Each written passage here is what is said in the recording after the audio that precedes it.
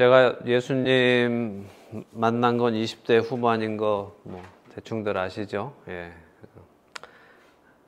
그래서 예수님 만나기 전에 세상에 빠져 살 때 좋아하던 가수 중에 강산해라는 가수가 있었습니다. 잘 모르시죠? 여러분들? 아시는 분은 뭐 아시겠지만 잘 그렇게 유명한 사람은 아닌데 같은 강씨라서 그런지 정감도 갖고 이름도 왠지 좀 멋있잖아요. 강산해. 그죠? 근데 본명은 아니었어요. 이름을 강산해로 멋있게 잘 지었습니다.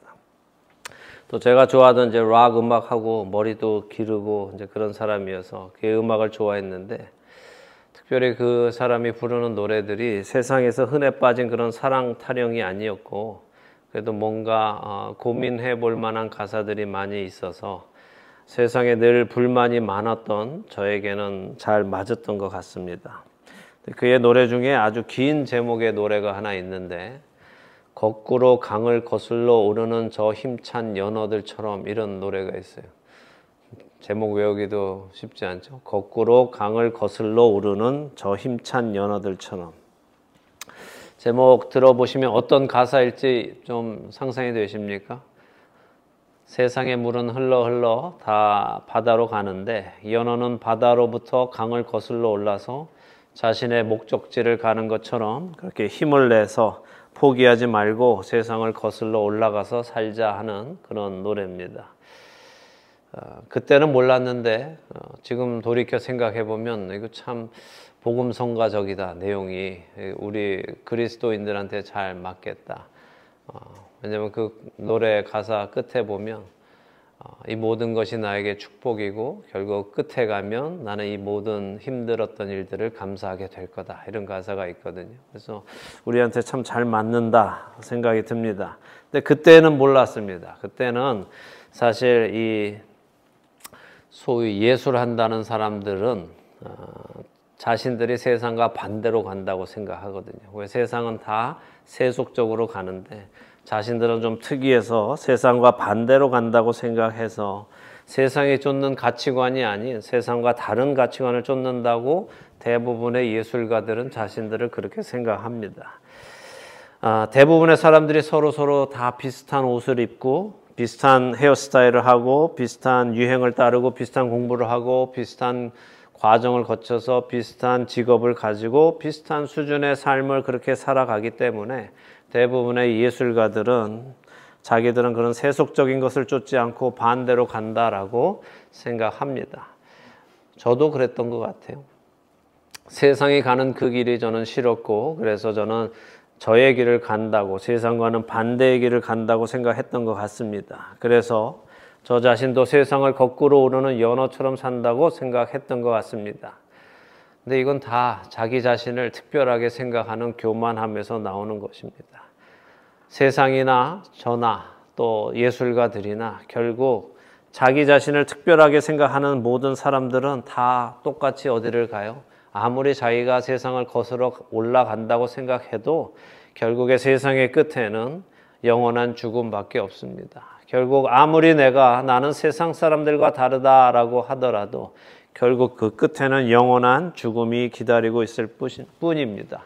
결국 이 노래가 거꾸로 강을 거슬러 오르는 저 힘찬 연어들처럼이라는 노래 가사가 본질적으로 적용이 되는 사람은 오직 하나님의 백성 그리스도인들 외에는 없을 거라고 생각됩니다. 왜냐하면 우리는 정말로 바다로 흘러가는 세상의 물결을 거슬러서 하나님이 가라 하고 하시는 그 자리로 가는 것이어야 하기 때문에 그렇죠. 그것이 하나님 나라의 백성들의 모습입니다. 근데 사람은 참으로 연약해서요. 세상의 흐름 속에 살다 보면 그 흐름에 익숙해지게 됩니다. 자연스럽게 그 흐름 속에 동화되어서 흘러내려가게 됩니다. 그럴 때 우리는 번뜩 깨어서 다시 내가 가야 할 길이 어딘지 알아보고 그 길로 가야 합니다. 오늘 야곱의 삶 속에서 세상 속에 동화되어 살아가는 야곱과 그를 인도하시는 하나님을 보려고 합니다. 이미 아시는 대로 야곱은 형 에서를 피해서 하란으로 와서는 삼촌 라반의 집에 살다가 삼촌의 딸 라헬의 미모에 빠져서 그녀와 결혼하려고 했지만 라반 삼촌의 계략으로 라헬의 언니 레아와 속아서 결혼을 하고 우여곡절 끝에 자신이 원하는 라헬과 다시 결혼하여 어쨌든 14년이라는 세월을 공짜로 일을 했습니다. 이제 그 14년이 다 채워진 시점인데요. 오늘 본문을 읽는데 창세기 30장 25절에서 36절까지 먼저 읽도록 하겠습니다. 창세기 30장 25절에서 36절까지만 읽겠습니다. 함께 읽겠습니다. 라헬이 요셉을 낳았을 때에 야곱이 라반에게 이르되 나를 보내어 내 고향 나의 땅으로 가게 하시되 내가 외삼촌에게서 일하고 얻은 처자를 내게 주시어 나로 가게 하소서. 내가 외삼촌에게 한 일은 외삼촌이 하시나이다. 라반이 그에게 이르되 여호와께서 너로 말미암아 내게 복 주신 줄을 내가 깨달았노니 네가 나를 사랑스럽게 여기거든 그대로 있으라. 또 이르되 네 품삯을 정하라. 내가 그것을 주리라. 야곱이 그에게 이르되 내가 어떻게 외삼촌을 섬겼는지 어떻게 외삼촌의 가축을 쳤는지 외삼촌이 아시나이다.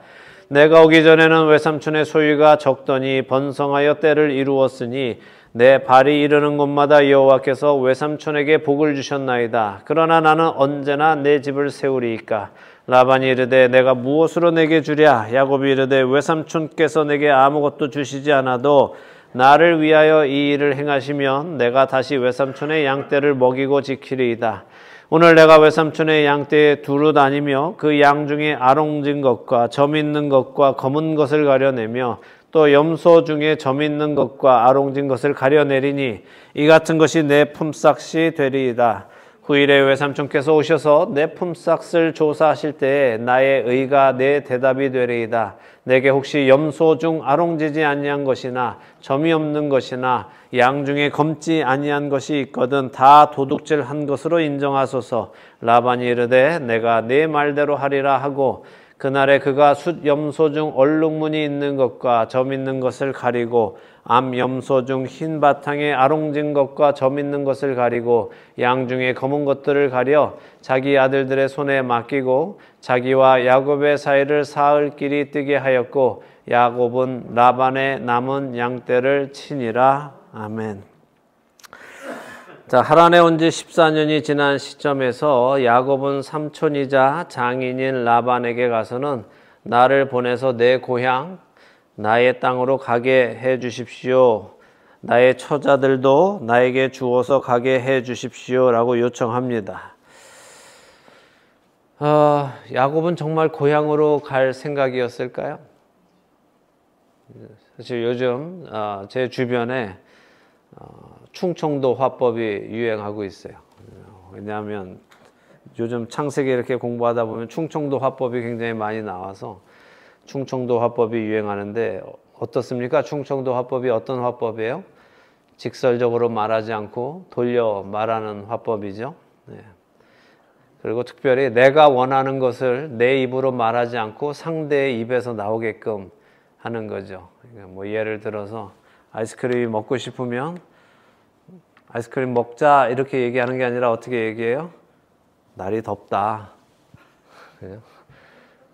날이 덥지? 그래서 상대가 예 덥네요. 그럼 날이 더우면 어떻게 하면 좋을까? 이렇게 저렇게 계속해서 결국 아이스크림을 먹자 하는 데까지 나오게 만드는 게 충청도 화법의 특징입니다.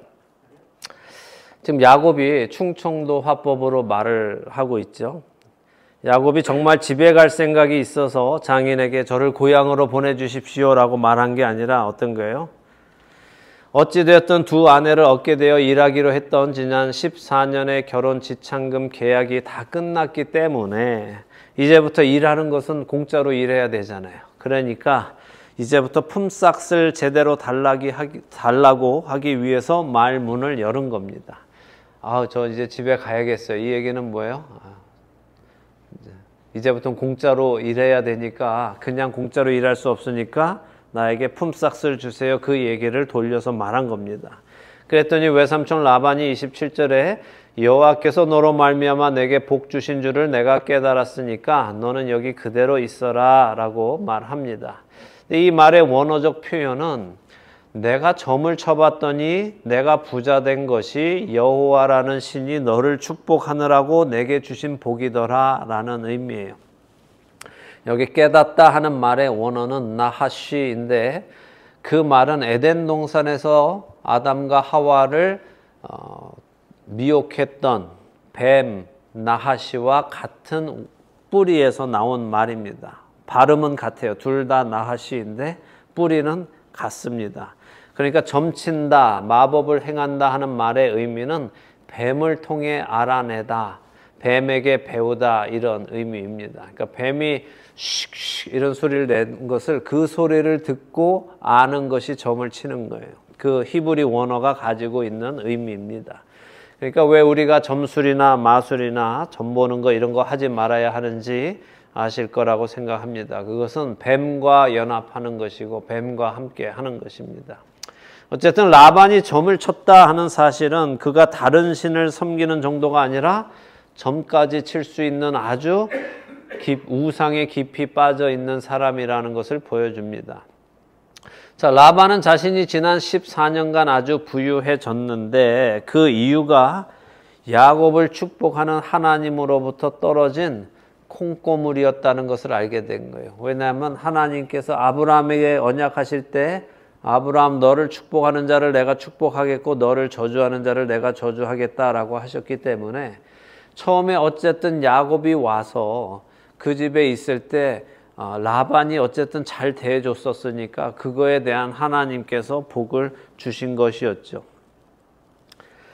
그래서 지금 라반은 자신이 이 야곱을 보낼 생각이 전혀 없습니다. 그래서 야곱에게 말하죠. 내 삭슬 정해라. 그럼 내가 주겠다라고 합니다. 근데 야곱은 삼촌의 양떼 중에 아롱진 것과 점 있는 양 그리고 검은색 양을 달라고 했고 아롱진 것과 점 있는 염소를 달라고 했습니다. 자신이 오늘 삼촌의 양떼와 염소떼 사이를 다니면서 그것들을 골라내겠다라고 했죠. 사실 야곱이 요구한 양과 염소들은 흔치 않은 또 별로 가치가 없는 양과 염소들입니다. 왜냐하면 대부분의 양은 흰색이고 아롱지거나 점 있는 양들은 별로 없습니다. 또한 중동의 염소들은 대부분 갈색이거나 검은색이지 아롱지거나 점 있는 것은 없고 또 흰 것도 별로 없습니다. 그러니까 야곱이 지금 라반에게 달라고 한 것은 상대적으로 적은 것들 또 상품 가치가 없는 것들을 달라고 요구한 거예요. 왜 야곱은 이렇게 별로 없는 것, 상품 가치가 없는 것들을 라반에게 달라고 했을까요? 그것은 야곱이 삼촌 라반이 어떤 사람인지 지난 14년간 경험해 보면서 잘 알았기 때문이에요. 삼촌을 경험해 보니까 좋은 것은 절대 줄 사람이 아니라는 것을 알 거죠. 별 가치 없는 것, 별로 없는 것들을 달라고 해야 그나마 이 머리가 빨리 돌아가는 이 삼촌이 그래 내가 손해보지 않겠구나 하고 줄 거라는 것을 알고 삼촌이 허락할 만한 그런 오퍼를 던진 겁니다. 동시에 자신은 그런 별로 없는 것들을 가지고도 얼마든지 이 숫자를 불려낼 자신도 있기 때문이었죠. 우리가 처음 야곱이 하란에 왔을 때 우물가에서 목자들에게 양들을 물을 먹이고 빨리 가서 풀 뜯어먹게 하라라고 지시했던 것을 기억하면 이 야곱이 이미 이 목축업에 아주 뛰어난 재능을 가지고 있었다는 것을 알 수 있습니다. 그러니까 자신이 있는 거예요. 야곱은 내가 그냥 별로 적은 것만 가지고도 나는 충분히 늘릴 자신이 있다 해서 외삼촌에게 이것을 요구한 거죠. 야곱은 이렇게 별로 없는 양과 염소를 달라고 하면서 혹시라도 삼촌이 내 양떼와 염소떼를 보았을 때 깨끗한 것들이 있는 것을 보게 되면 삼촌 그건 내가 훔쳐갔다고 생각해도 날 도둑놈이라고 생각해도 좋습니다 라고 할 만큼 자신 있게 말을 합니다. 그러니까 라반은 손해볼 것 같지 않고 별로 상품가치 없는 것들 또 숫자가 적은 것들을 달라고 하니까 흔쾌히 받아들입니다. 이 라반이 얼마나 나쁜 사람이에요? 생각해 보셨어요? 그래 아롱지고 점 있는 것은 너 가져라고 하잖아요. 이게 자기 조카고 더더군다나 자기 딸들의 남편이니까 사위인데 그러면 먹고 살 만큼 뭔가를 떼어줘야 되는 게 아비의 마음 아니겠습니까? 또 친척의 마음 아니겠어요? 야 야곱아 그것만 가지고 어떻게 하겠니? 건강한 것들도 좀 가져가 이렇게 해줘야 되는데 아 그래 그러고 웬 떡이냐 하고 야곱이 요구한 대로 그냥 그대로 해준단 말이에요. 그리고 그날 그것들을 싹 갈라가지고 어떻게 해요? 저기 3일 먼 곳으로 가서 거기서 치게 만듭니다. 자기 아들들한테 좋은 것들 싹 가져가서 치게 만듭니다. 절대 좋은 것들하고 이렇게 교배되어서 이상한 것들이 또 나오게 하고 싶지 않으니까 아예 먼 곳으로 3일 먼 곳으로 가는 거죠. 정말 치사한 장인이고 삼촌이고 야곱의 아내들에게는 치사한 아버지고 손자들에게는 치사한 할아버지입니다. 결국 야곱은 아주 적은 것들을 가지고 새롭게 시작을 합니다. 근데 그렇게 새롭게 시작한 야곱이 우리가 읽지는 않았지만 37절에서 43절까지 보면 아주 이상한 방법으로 양들을 치기 시작해요. 어떻게 보면 미신적인 방법이고 어떻게 보면 민간 요법처럼 보이는 이런 일을 하고 있습니다. 그러니까 읽어보면 버드나무와 살구나무와 신풍나무의 푸른 가지들을 구해다가 그것들의 껍질을 벗기고 그 껍질 벗긴 가지를 양떼가 먹는 개천물 앞에 세워두고 양들이 그 앞에서 교배하게 했다 하는 거예요. 그랬더니 양들이 아롱지고 점 있는 것들을 낳았다 합니다. 그리고 튼튼한 놈들이 교배할 때는 꼭 그렇게 해가지고 튼튼한 새끼들을 얻고 비실비실하는 놈들이 교배할 때는 그걸 빼가지고 삼촌의 양이 되게 하고 이렇게 했다는 거예요. 그래서 결국에 그는 아주 번창하고 많은 양떼와 노비와 낙타와 나귀가 많아졌다라면서 30장은 마무리를 합니다. 참 특이하죠. 그리고 이제 31장으로 가보겠습니다. 1절에서 13절 우리 함께 읽겠습니다. 창세기 31장 1절에서 13절입니다.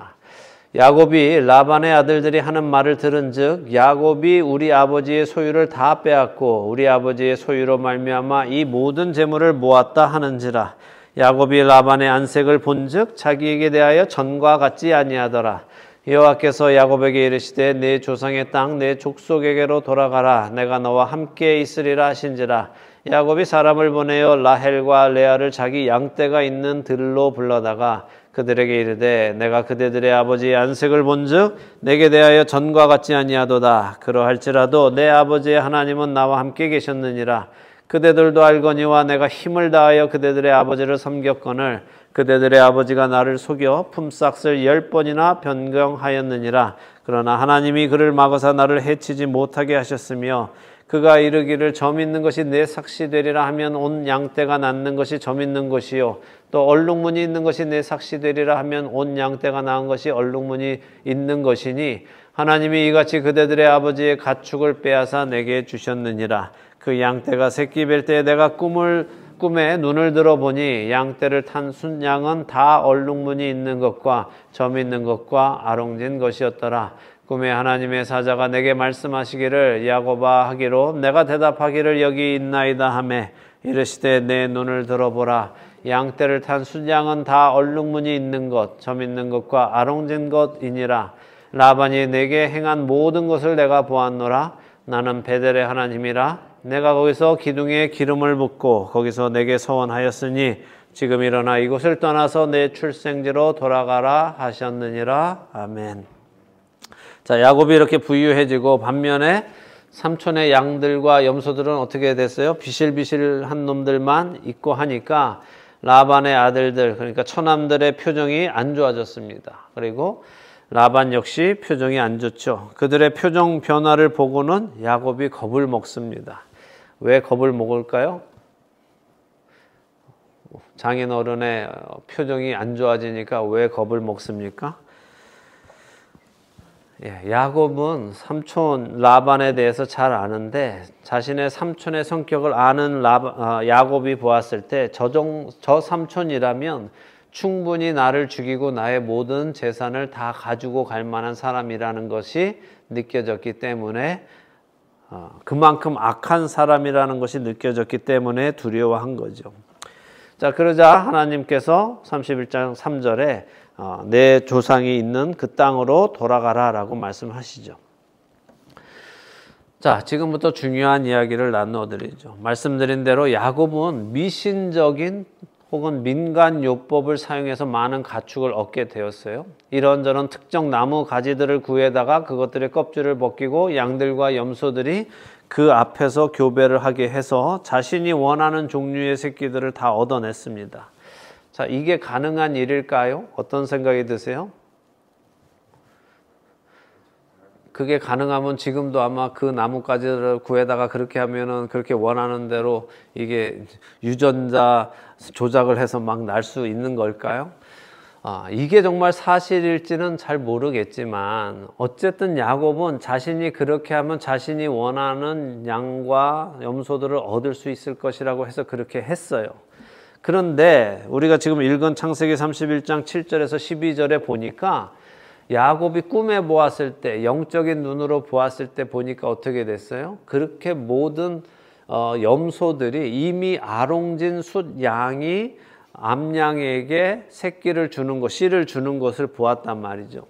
더더군다나 보니까 삼촌이 교활해서 계속해서 삭슬 바꿨다고 얘기하죠. 그러니까 요즘에 점 있는 게 많이 나면은 야, 점 있는 거 너 갖지 말고 점 있는 거 놔주고 너는 뭐 검은색 가져. 이러면 그 다음에는 또 검은색이 막 나면 야, 검은색 놔주고 너는 또 아롱진 거 가져. 이렇게 해서 계속 잘 나오는 걸 삼촌이 벌써 10번이나 바꿔갔다는 거예요. 근데 그럴 때마다 삼촌이 그렇게 바꿀 때마다 삼촌이 이거는 놔주고 저거는 너 가져 라고 할 때마다 꼭 계속해서 저거가 나왔다 하는 거예요. 야곱에게 갈 양과 염소들이 계속해서 태어났다는 거죠. 그래서 야곱은 충만해지고 라반은 빈약해졌는데 이것을 보니까 하나님께서 그렇게 하셨다 하는 것을 야곱이 깨달았다는 거예요.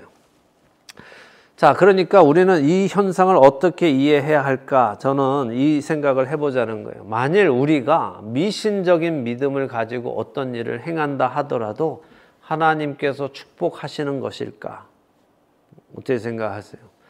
지금 이 야곱의 모습에서 야곱이 미신적인 일을 한 거잖아요.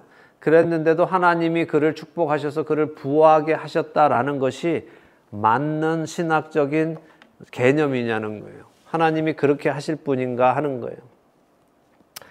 혹시 그런 잘못된 생각을 하면 어떻게 되겠습니까? 그래서 우리가 하나님의 성품을 알아야 하는 거죠. 하나님의 성품은 무엇입니까? 하나님의 성품 중에 중요한 것이 뭐냐 하면 하나님은 반드시 언약을 지키신다는 거예요. 그리고 그분의 뜻을 반드시 이루신다는 겁니다. 무슨 말인가 하면 야곱이 애초에 이곳 하란으로 오게 된 것이 무엇 때문이었습니까? 아버지와 형을 속이고 장자의 축복을 받은 것이 문제가 되었죠. 그래서 형의 화가 풀릴 때까지 잠시 하란에 와 있기로 한 거였어요. 어머니가 형 화가 풀리면 그때 내가 사람을 보내서 너를 다시 오도록 부를게 라고 하셨단 말이에요.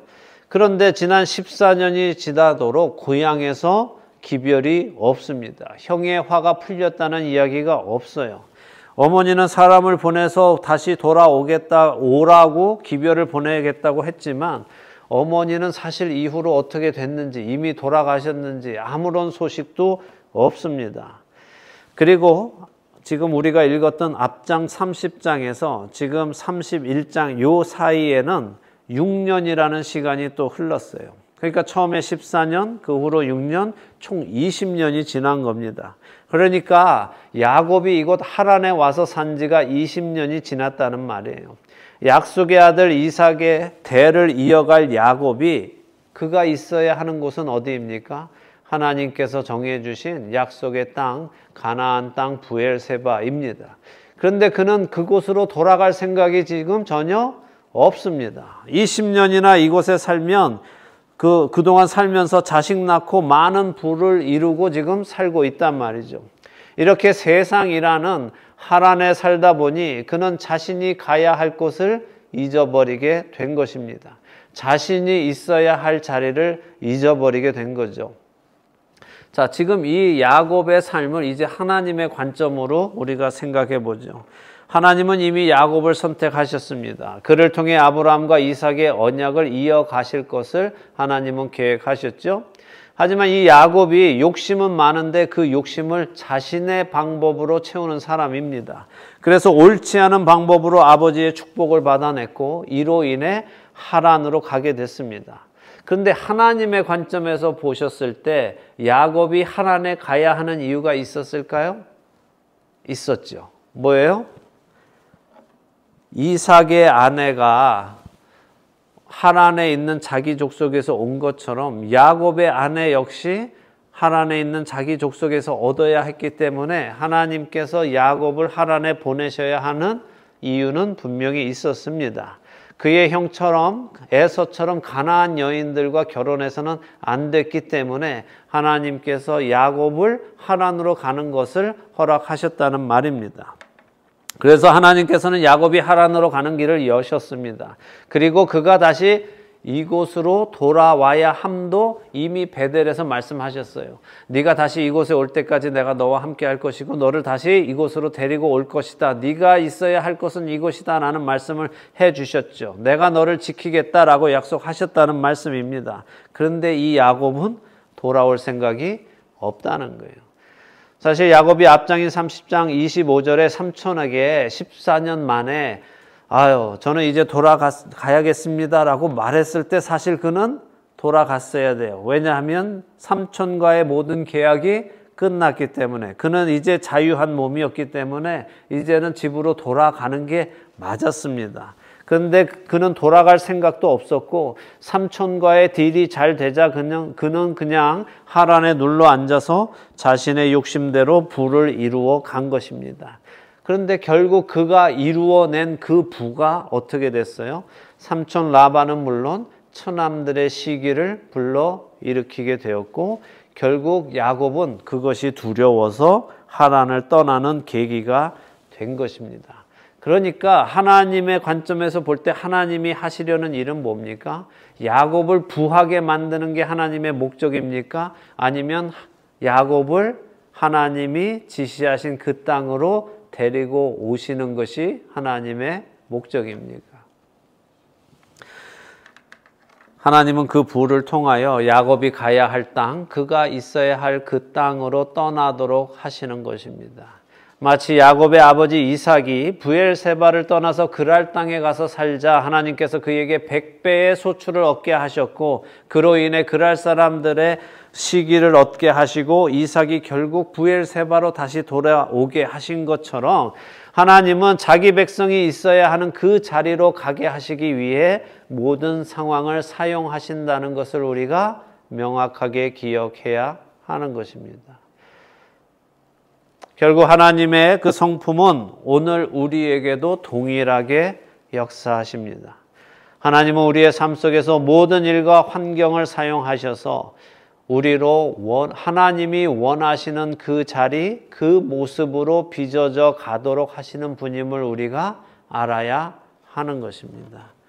그냥 우리는 예수님 믿고 천국 가는 생각만 하고 있으면 되는 것이 아니라 우리가 예수님을 믿었기 때문에 하나님께서 이제부터 우리의 삶을, 우리의 모습을 하나님이 원하시는 모습으로 빚어 가실 것이라는 것을 기대하고 우리의 삶 속에 일어나는 모든 일들을 하나님께서 그것을 위해 사용하실 것이라는 것을 기대하며 늘 우리의 관점도 거기에 집중하여야 한다는 말씀입니다. 그것이 그분의 성품이고 그분의 그 성품을 우리가 알 때에 우리는 비로소 그분의 뜻이 무엇인지 볼 수 있고 그분의 인도하심을 기꺼이 따라갈 수 있는 것입니다.